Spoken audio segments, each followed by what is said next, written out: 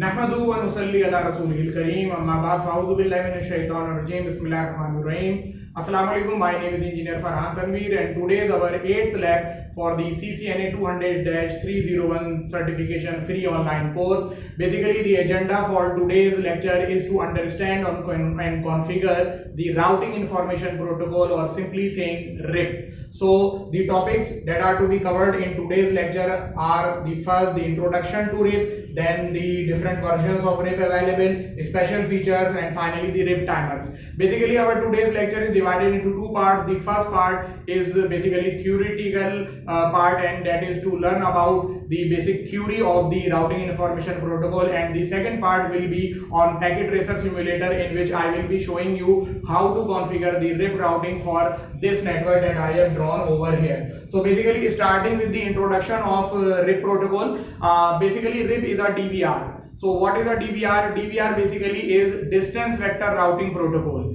The dynamic routing protocols, which I told you in my previous lab number 7, the dynamic routing protocols are divided into two types. The first is the DVR and the other one is the LSR. So DVR is basically distance vector routing and LSR is basically link state routing. If you talk about routing information protocol RIP, or the Cisco's proprietary obsolete IGRP interior gateway routing protocol, then these two are the examples of DVR, whereas the OSPF, the open shortest path first routing algorithm, is an example of LSR. So what's the difference between a DVR and an LSR? Basically DVR just calculates the distance from source to the destination, or calculates the distance between two nodes, and on the basis of that distance DVR decides which route is better and which route is not better as compared to the other one. So this is basically suitable for smaller networks, because let us consider an example in which we have two routers, and there are two links connected between the two routers. First link is working on 56 kbps T1 speed, and the other link is let's say working on 2 Mbps speed. So according to RIP, both the links have equal cost, because RIP will consider that both the links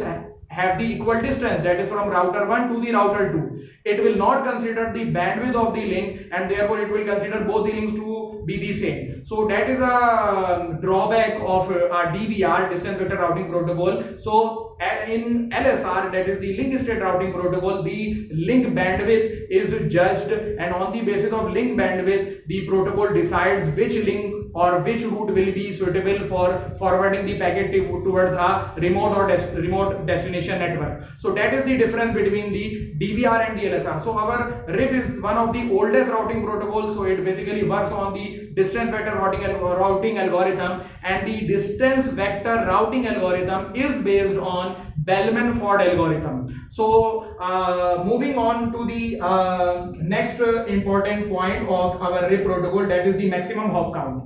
So first of all, we have to get an idea about what is meant by a hop count. When a packet is transferred from one network segment to the other network segment, it means that one hop has been counted. So if you have three routers between the source and the destination, then you will say that the destination is at the distance of 3 hops from the source. So if I consider this network diagram, here I have a LAN network, and this LAN network is connected to this router R1, and this router R1 is now connected to the router R2, and with this router R2 I have another LAN network. So I can say that this LAN network is at a hop of 2 hops, because there are two routers. If I go from PC0 to the PC1, then I have to traverse these two routers, that is R1 and R2. So this is basically the hop count. Because RIP is a DVR protocol, so it is not suitable for large networks, and therefore the maximum hop count of the routing information protocol or the RIP protocol is 15. So if you have between the source and the destination more than 15 hops, then RIP protocol will not work. So that you have to keep in your mind before configuring RIP on your autonomous systems or your network topologies.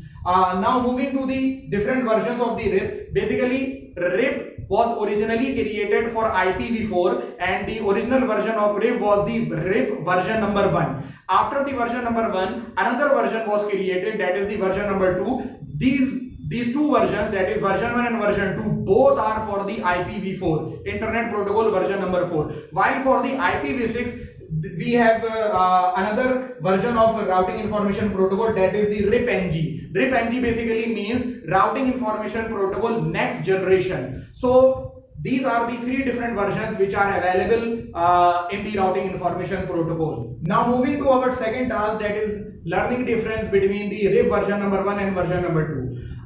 If you have a network in which you have VLSM, variable length subnet masking, or the classless interdomain routing, then you don't have to configure the version number 1. Basically in version number 1 you have the classful IP addressing. What is a classful IP address? Basically classful IP addressing means that you have the default subnet mask for the class A, class B and class C IP addresses, that is /8, /16 and /24. So if you have a variable length subnet masking, then you should not use the RIP version number 1 protocol. See over here, in this network I have the variable length subnet masking because this is a class B IP address, and for this class B IP address I haven't used the default CIDR value of /16. Rather I have used the CIDR value of /30. So what does it mean? It means that in this particular network I will be incorporating the RIP version number 2, not the RIP version number 1. So now this is the most important difference between RIP version 1 and the version number 2. Second difference is that in RIP version number 2 you have the MD5 authentication, while in RIP version number 1 there isn't any authentication. Third difference is that in the RIP version number 1 the routing table is basically broadcasted at the IP address 255.255.255.255. So the IP routing table is basically broadcasted in the RIP version number 1, while in case of RIP version number 2 the routing table is basically multicasted to only the concerned neighbors of a router. So that is more suitable because it will create less network traffic as compared to the RIP version number 1. So these are the basic differences between the version 1 and the version number 2. Now moving to the special features of the routing information protocol, and the first feature is the root poisoning.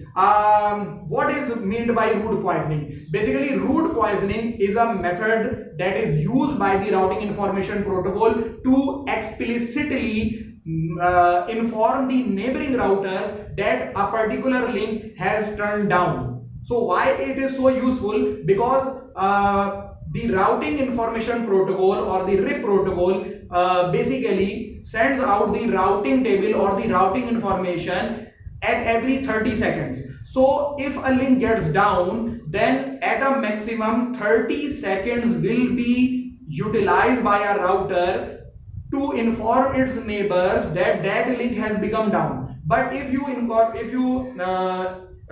use the concept of root poisoning, then as soon as the link becomes down, then the router can inform the neighboring routers that a particular link has turned down, and they will then update their routing table. So that is the most important feature of a routing information protocol, that is explicitly informing the neighbors about the turning down or about the shutting down of a particular interface or a particular link.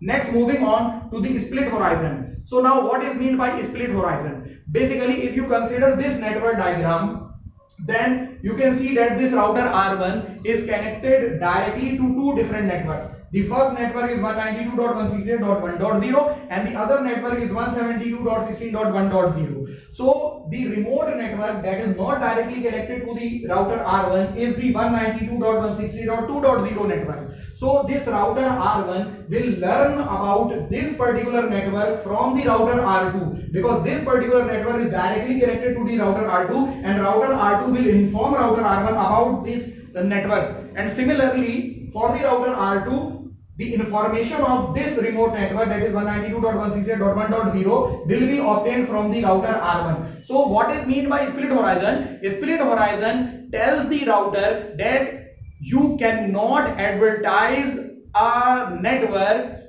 on that interface from where you have learned its information. It means that the router R1 will never tell the R2 about anything related to the network 192.168.2.0. Why so? Because this remote network 192.168.2.0's information was collected by this router R1 through the router R2. So the router R1 should not teach the router R2 anything about this remote network. Similarly, the router R2 should never send any routing information to the router R1 for the remote network 192.168.1.0 because the router R2 has learned about this particular network through the router R1. So that is meant by the split horizon.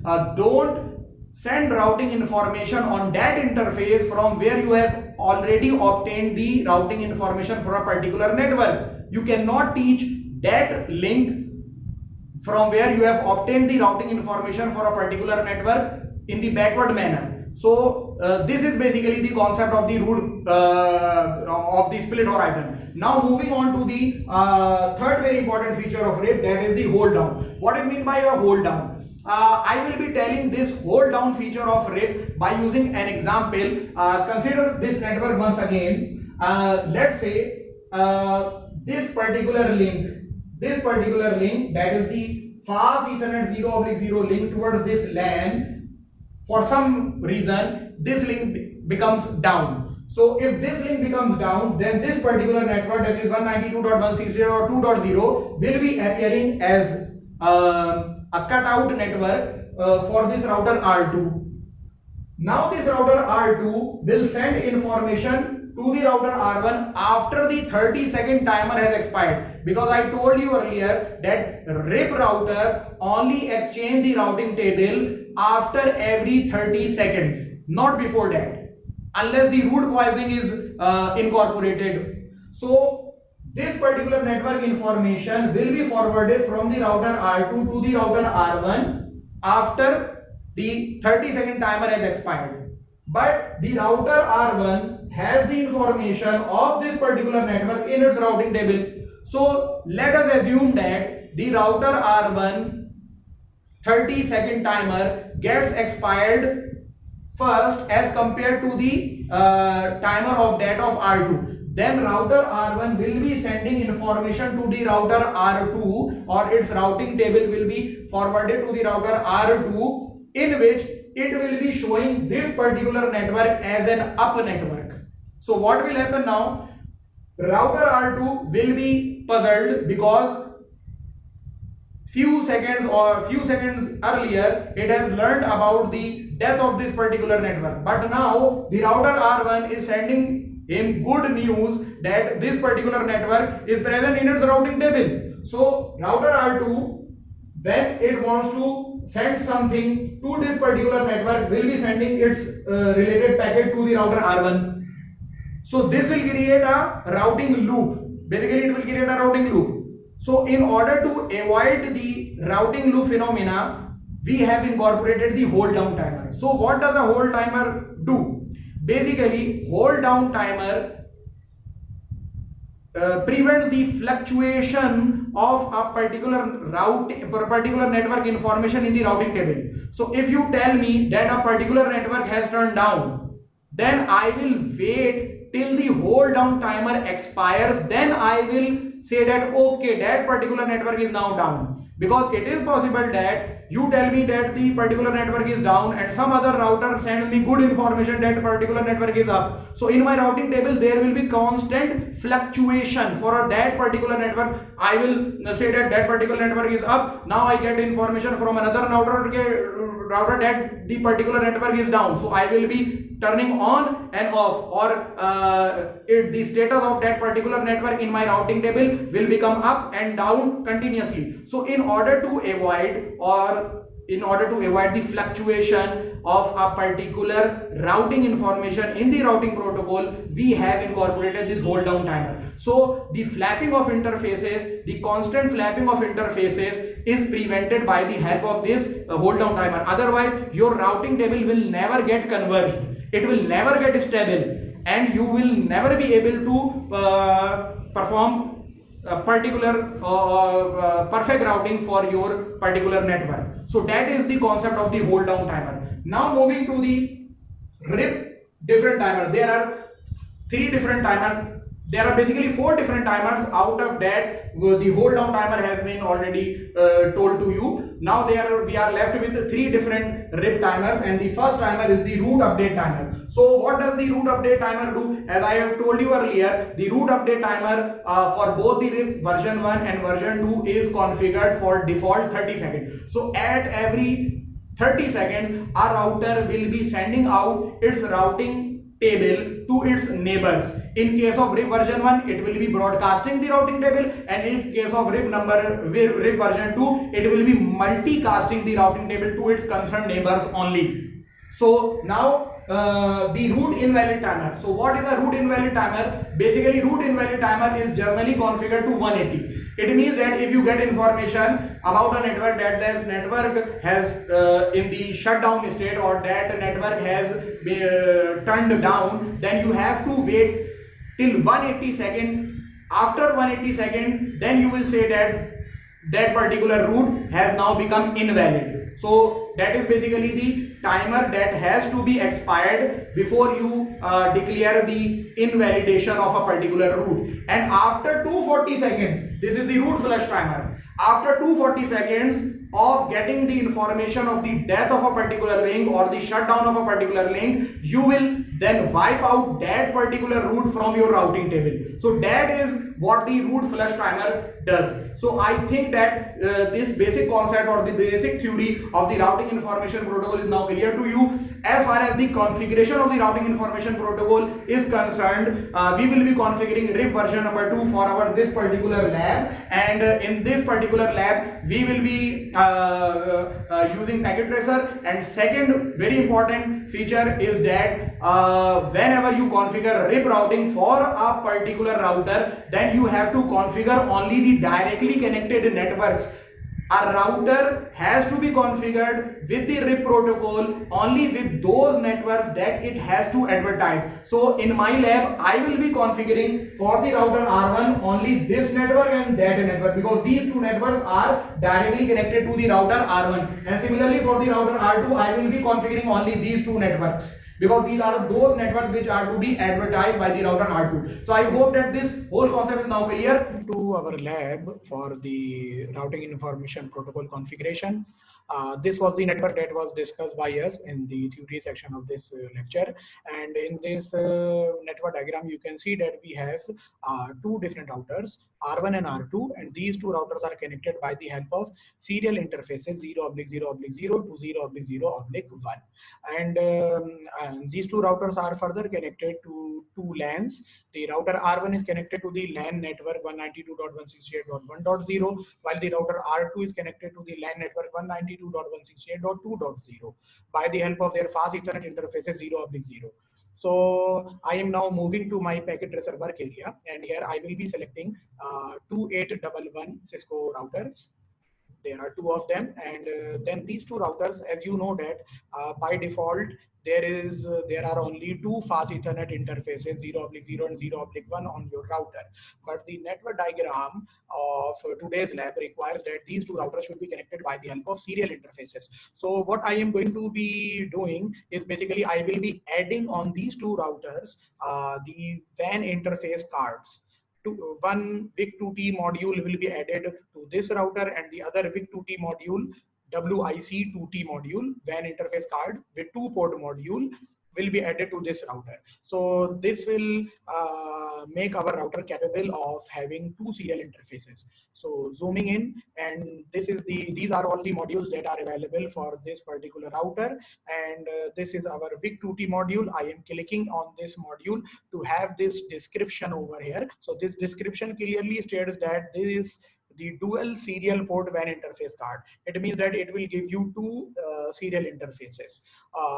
Before adding any module to your router, you have to turn off your router, otherwise you cannot add the module. So I am turning off my router, and this was my module, so I am adding it on this expansion slot or the empty slot available.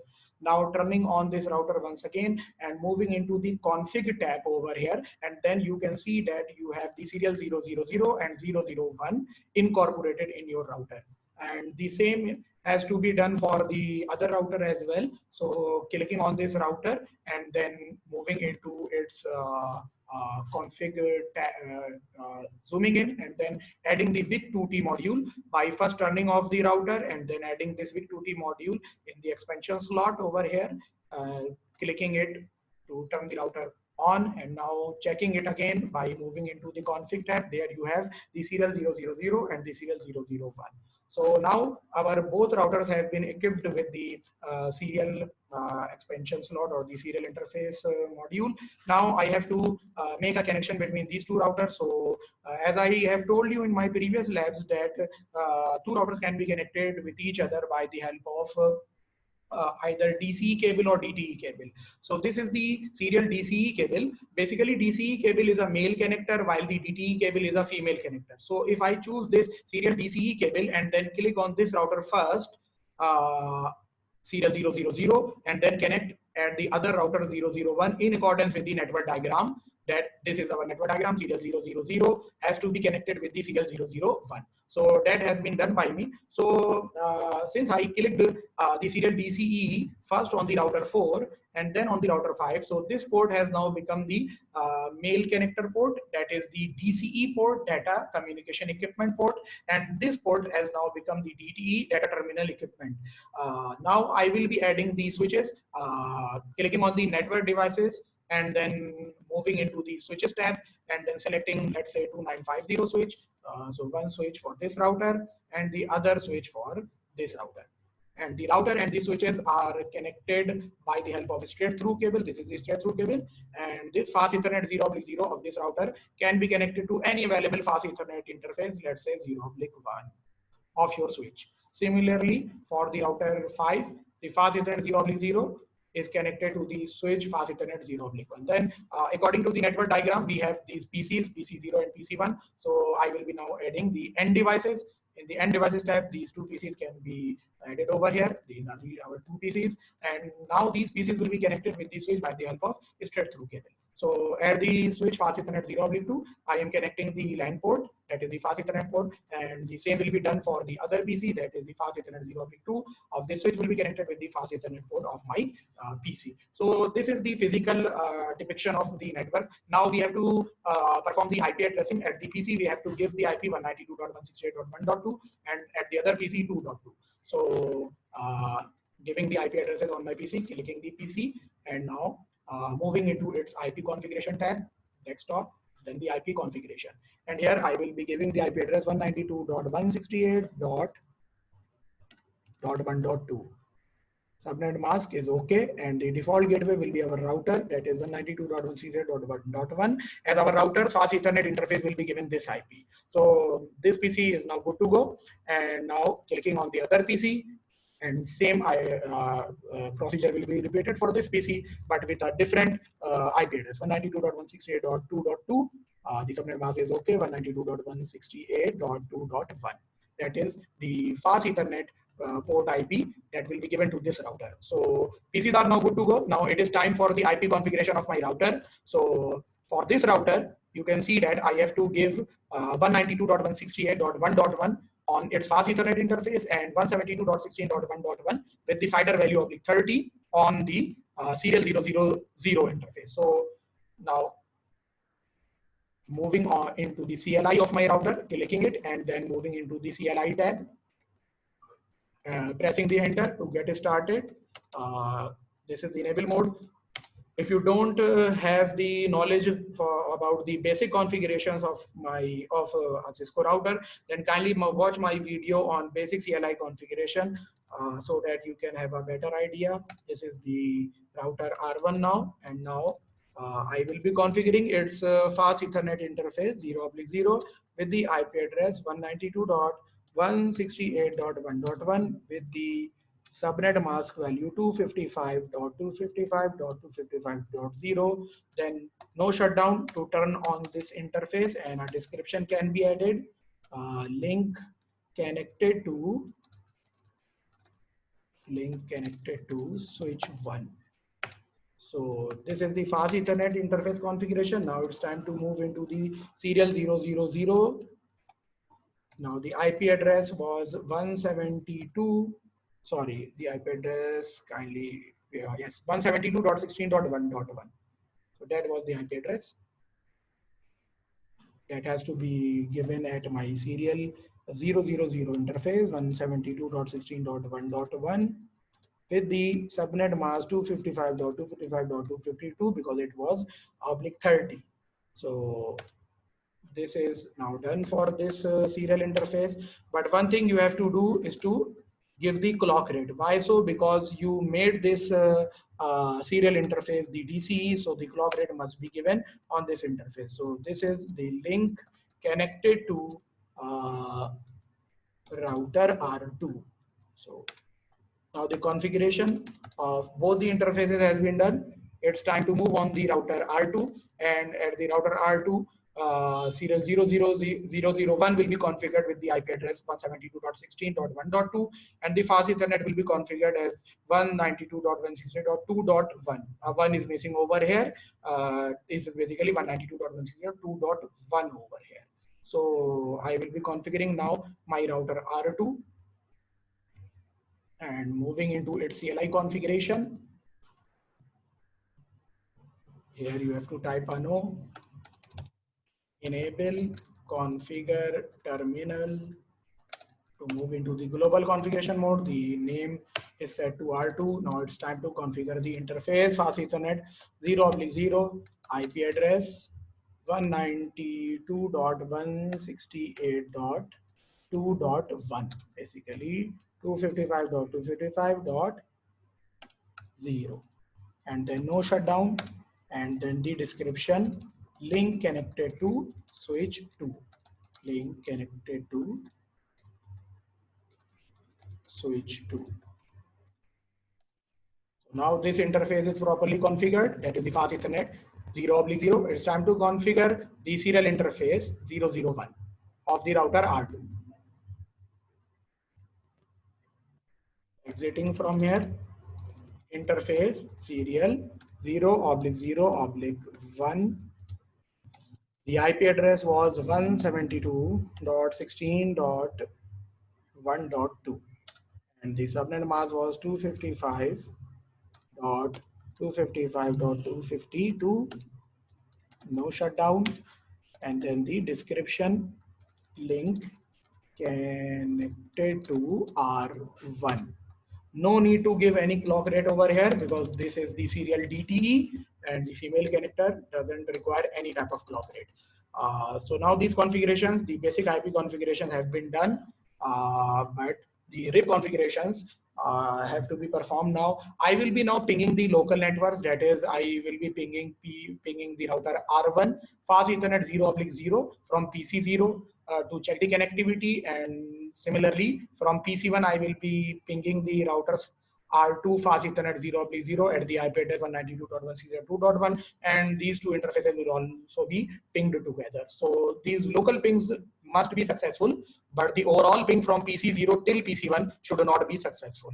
So now pinging the router from your PC, moving into the command prompt, and then pinging 192.168.1.1. That was the IP address of your router. And you can see that the ping is quite successful. And similarly, from this router working on the WAN IP 172.16.1.1, I will be pinging from this router to this router, and the other router is at the IP address 172.16.1.2. So now these pings should also be successful. Do ping 172.16.1.2, and you can see that the ping is totally successful.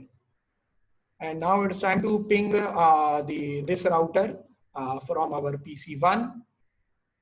Clicking on the PC1, moving into its command prompt, and then ping my second router at the IP address, 192.168 local pings 2.1. And here you can see that the pings are totally successful. Now I will be pinging from PC0 to PC1, and this ping should not be successful. The PC1 is at the IP address 192.168.2.2. So I am now pinging from my PC0 192.168.1.2.2. This is the IP address of the PC1. But destination host is unreachable because, as you know, that routing, it has to be performed in order to reach any indirectly connected network. So for this PC0, this network of PC1 is an indirectly connected network. So at present, the ping is not successful. But when I configure the routing information protocol on both these routers, then you will see that this ping will be successful. So I told you in the theory section of this lecture, of this lab, that at a router, you have to just configure for RIP routing only those networks which are directly connected to it. Or you can say that this router R1 will be advertising routes for only two networks, and those two networks are 172.16.1.0 network, and the other one is 192.168.1.0 network. So it will be advertising routes for these two networks.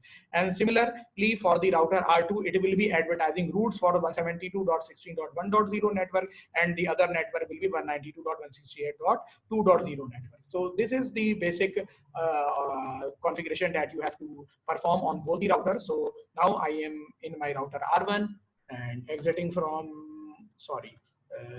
now I will be configuring the RIP protocol. So router RIP, you can see that the prompt has now changed. Now add the network addresses, the two networks which are directly connected to it. One was the 192.168.1.0 network, and the other network is the serial network, that is 172.16.1.0 network. One thing you have to configure, that is the version number 2. As I told you in the theory section, that version number 2 works for the classless or VLSM. So here we have classless subnetting. So the version number 2 has to be activated. So this is the version number 2 activated on my router R1. So same for the router R2. This is our router R2, router RIP, moving into the RIP specific configuration mode, version 2, and then the two networks which are directly connected to it will be configured. 2.0 network, and the other network was 172.16.1.0 network. So these two networks are now properly configured. Now we will be checking the ping, whether the ping is successful or not, and that will be done by the PC0 pinging to the PC1. So this is the ping IP address of the PC1 that is going to be pinged from the PC0, and here you can see that the ping is quite successful. The TTL is receiving, and the network is very good to go, and these two PCs are now communicating with each other. And similarly, you can ping the PC0 from PC1. The PC0 is at the IP address 192.168.1.2. So from this PC, you can ping 192.168.1.2, that is the PC0 IP address, and you can see that the ping is totally successful. So this is the basis of the RIP routing. It is very easy to configure, unlike the static routing. As you have seen in my lab number 7, static routing is a cumbersome task, but in case of RIP routing, only the directly connected networks or the networks that are to be advertised by a router have to be configured. And if you have classless routing or the VLSM is incorporated in your network, then you must have to configure the version number 2, otherwise the networking will get failed. So I am now saving my configuration, as well as I will be showing you my routing table for both the routers. So first write command and then show IP route. This is the command for checking the routes, and here you can see that C, C and R.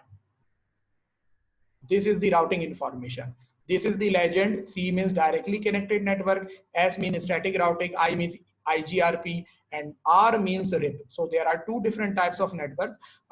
As you know that at the R1 network, there was